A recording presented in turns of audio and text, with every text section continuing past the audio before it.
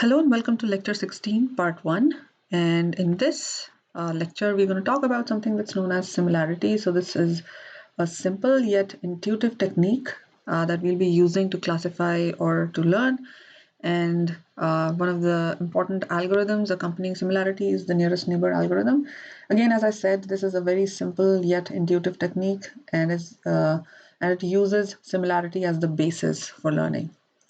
A quick recap: we finished the foundations, but those are going to stay with us forever. So we are going to apply all the knowledge that we have from foundations going forward. And so that is going to stay with us all the time. And we'll always try to figure out how these new techniques that we are beginning to talk about today, they satisfy the requirements of our foundations, so our theory that we build until now. All right. So having said that, let's begin. This is the first example that we're looking at. So let us assume we ask a 5-year-old, what is this? Chances are high, and by the way, this is an example from the textbook, and the 5-year-old to whom this question was posed answered that this is a mano horse. So let me write it down. That is quite interesting to call this a mano horse. We know that this is a centaur from our knowledge of mythology and other things, but uh, think about how the child came up with this word mano horse. That is quite surprising and that's quite remarkable, I would say. And the way usually humans kind of try to classify new things is that they search through the history for similar objects and build classification based on similar objects. So the child would have found that this object is not a man completely, it's not a horse completely, but somewhere in between. And so the other remarkable part is that they were able to put both the knowledge of like how human beings look versus how horses look, and was able to combine them and also come up with the idea that this must be something that combines the characteristics of both, right? The simple though like the simple idea behind this is intuitive if you think about it, and even a 5-year-old can use it to classify a new object. All right, so this is the intuition behind similarity, and as you can see, even a 5-year-old could utilize similarity to classify a new object. But for computers to be able to do that, we need a framework. We need a proper framework for that, and that's what we are looking at today. So let's build that framework. And also, we need a quantitative definition in order to define what similarity is and how do we want our algorithm and our model to utilize that. So that's the idea behind today's lecture. Okay, so let us start measuring similarity. Now, if you think about similarity, like a simple classification rule can be that you take the new input, whatever new input comes in, right? And then you assign it or allocate it to the class of the most similar input in your data, right? If a new point comes in, just like try to compare it with whatever input you have, whatever data you have, and then based on that, check how similar it is to other things, and whatever is the nearest one, just allocate it to that. So this in one line is the nearest neighbor rule. That is the nearest neighbor rule. And I'll just like it nearest neighbor rule, just allocate it to the nearest, the most similar one. Now, but the question is, what is that most similar one? For example, so we're looking at this example where we are looking at these pixelized images of 9 and 6. I think we've seen this kind of a data set before. So as you can see, this is like a 9, and then this is a 6, and then this is a 9, right? And we are trying to find similarity between nines and nines, and should be also different from 6 so that we are able to correctly classify 6 versus 9s, right? So if we choose the measure of similarity as like the number of pixels that are black, right? And so, or like how many pixels in common, meaning like black pixels. Now 6 has a lot in common with the 9s, right? And but we don't want this 6 to be classified as 9. It should be considered a different category, right? And so definitely like just counting these like counting the black pixels, counting these is not a good measure of similarity. That's for sure. So what does this tell us? Well, it tells us that depending on the problem that you're working with, you need a good measure of similarity, right? And also we should look at the features. For example, here we're looking at the features like the number of black pixels as a feature, but that doesn't seem to solve our problem, right? So we have to look at features and capture the essence of the features with respect to the problem that we are solving. So capture, and this is an important point, essence of features with respect to the problem, always.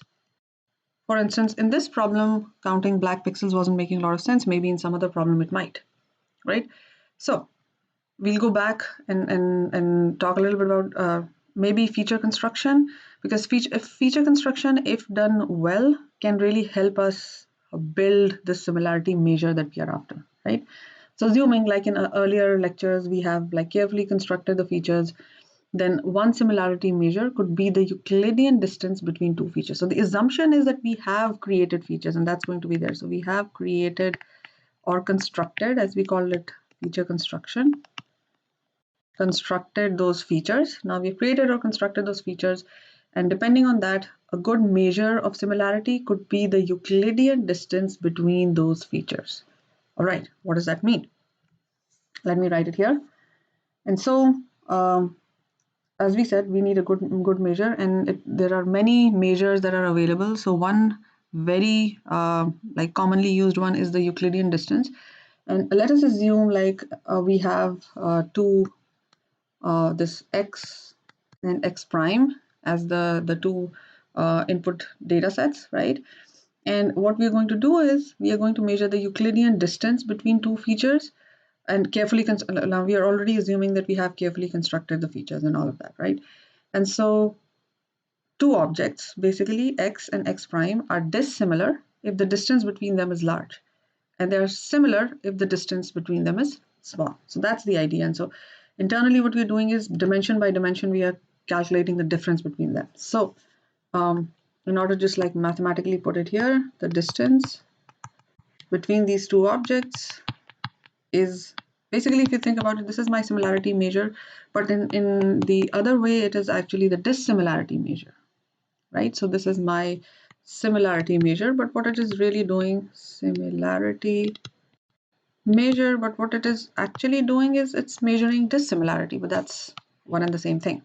All right, and as I said, this is like calculating the Euclidean, but depending on whatever features you have, you can have like different types of these distances. Again, the essence stays the same, how different these are from one another, right? So here we are just like focusing on Euclidean.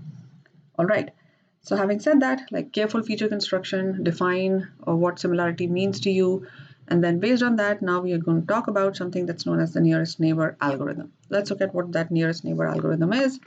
Nearest neighbor algorithm, how it works.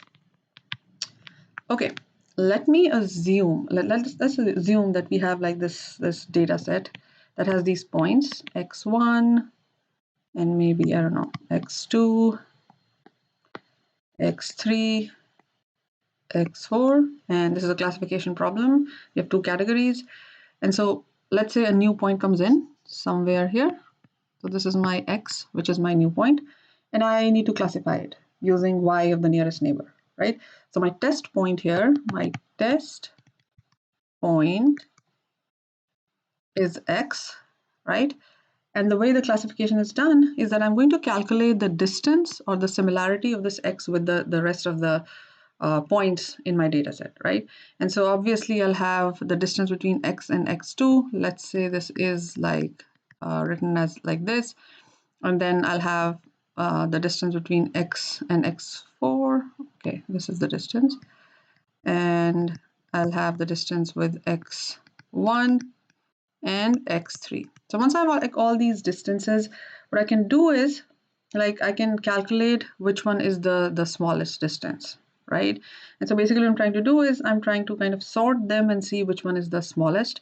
And obviously, as you can tell, the smallest in this situation is x2. So I'm going to come up with that as my final hypothesis. So in other words, my g of x, the classification or the final hypothesis, is nothing but the like whatever sign this y for 2 has, because that had the smallest distance with x, right? So this is my final hypotheses. This is what I come up with finally for this point X. All I did was just like went ahead and checked the how dissimilar or how similar it is with the rest of the points around, and whichever had the smallest distance, because we define the similarity measure as the distance between X and X2, X and X3, and so on, like with all the points. And so we came up with the fact that the sign of X2 is going to be my X. All right, so a quick kind of like a general technique that's used to kind of classify when we have like this kind of a data is known as the Voronoi tessellation, and how it works. And you might have come across that, and I'm like showing you with a very simple example is that let's say I have like these 3 points, and you can have like more points. What you do in Voronoi tessellation is that you join these, create these sort of triangles, and so on. So obviously you'll have like more points here and there. I'm not going there. So if you're looking at like these 3 points only, right, joining them with one another, and if I have a perpendicular bisector here, right, and get the perpendicular bisectors of like all 3 sides like this, right, 90, 90, and 90, they're dividing it into 2. So basically in like the nearest neighbor algorithm, we consider this area to be the region for this point number 1, and then we consider this region to be the region of point number 2, and similarly for point number 3. And we can have like many of those. What it tells us is that this area is like if a new point comes into this region, so then what will happen is it will be considered as the region for point 1.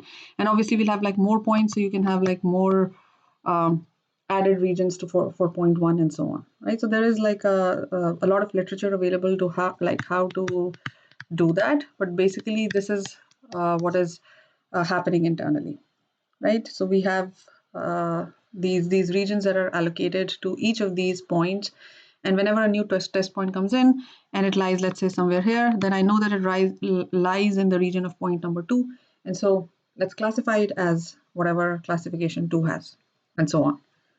All right, so this is the nearest, like believe it or not, this is the nearest neighbor algorithm. It's as simple as that. All right, so let's summarize it first of all, and then talk about a little bit like what's going on. So again, as we just talked about, test X is classified. This is how nearest neighbor works. I'm just like summarizing it again. It's classified using its nearest neighbor. So here we are calculating the distances of this new X with X1, X2, and this like sorting them with the smallest distance going to be the final one, for which in this case is obviously this, right? X is closest to X1, and so we are taking that as the final because the distance between them was the smallest. And as you can tell, where is the training happening? Well, no training is happening. The moment you have the data, you're ready to go, right? The moment you have the data, you just ask, where is the test point? Because all you're doing is taking the test point inside your data and calculating these Ds, like whatever similarity measure you've come up with, most likely the Euclidean distance. That's all we're doing. All right. So, and here this shows the nearest, how internally we are trying to segregate the regions for each of these points. And so you can see that the nearest neighbor Voronoi tessellation is essentially representing these regions for different classification outcomes, right? So the red is like, let's say +1 and or -1, and blue is +1, and so on. So we can have like these multiple regions given whatever data set we have. So what does this diagram or this picture tells us? Well, whenever I have a data point, right, I can simply like, let's say my X is here, and so I can say this is my X is classified as +1. If my X is here, I can say my X is classified as -1, right? So what is happening? Like E in, if you think about what is E in, what is the value of E in? Like all data points will be classified correctly, like given whatever data I have. So that tells me that my E in will be 0. Well, this seems like a perfect sort of algorithm. Everything is going on perfectly, and the moment we have a data set, we can quickly classify. I mean, there is no training involved, right? So we are really in that perfect space. Well, is that true? Think about it. Like we talked about a lot of falsifiability when we talk about theory. So is this data falsifiable? Well, can there be any data set that can falsify this hypothesis that like we have divided into regions? Well, if you think about it, not really, right? So whatever data set I have, I will have this En equals 0 in this algorithm. All right. And what about the VC dimension? Think about it. What's the VC dimension for this entire hypothesis? Well, I'll leave it to you, and you can tell by intuition that the VC dimension is going to be infinite. So what about the most important question in learning, which is the relationship between E in versus E out? Doesn't seem to fit in here, right? So there's definitely something going on here which we need to address, and we're going to address that in the next video.